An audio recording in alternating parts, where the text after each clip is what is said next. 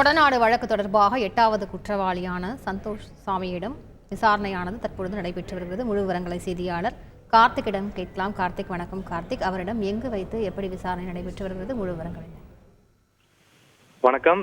கோவை காவலர் பயிற்சி பள்ளி எங்க இருக்கக்கூடிய இடத்துல இருக்கக்கூடிய சிபிசிஐடி அலுவலகத்துல 8வது குற்றம் சாட்டப்பராக இருக்கக்கூடிய சந்தோஷ் சாமியிடம் சிபிசிஐடி போலீசார் விசாரணை மேற்கொண்டு இருக்காங்க.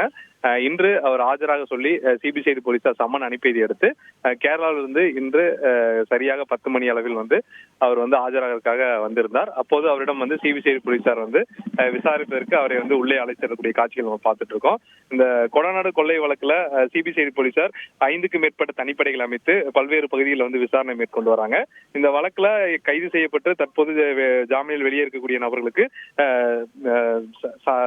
தகவல் அவர்களை நேரில் வரவழைத்து தற்போது விசாரணை மேற்கொண்ட ஒரு சூழல்ல இன்று இந்த வழக்குல 8வது குற்றம் சாட்டப்பட்டவராக இருக்கக்கூடிய இவரிடம் விசாரணை மேற்கொண்டு வராங்க. காரணம், அண்மையில் இந்த வழக்குல முக்கிய நபராக இருக்கக்கூடிய சயான் அவரிடம் விசாரணை மேற்கொள்ளப்பட்டு அவரிடம் பல்வேறு கேள்விகள் கொடுக்கப்பட்டு பதில்கள் பெறப்பட்டிருந்தது.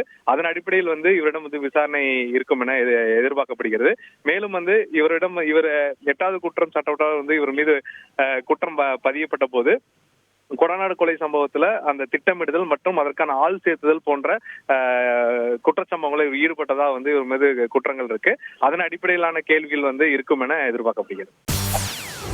செய்திகளை உடனுக்குடன் தெரிந்து கொள்ள உடனே சப்ஸ்கிரைப் பண்ணுங்க.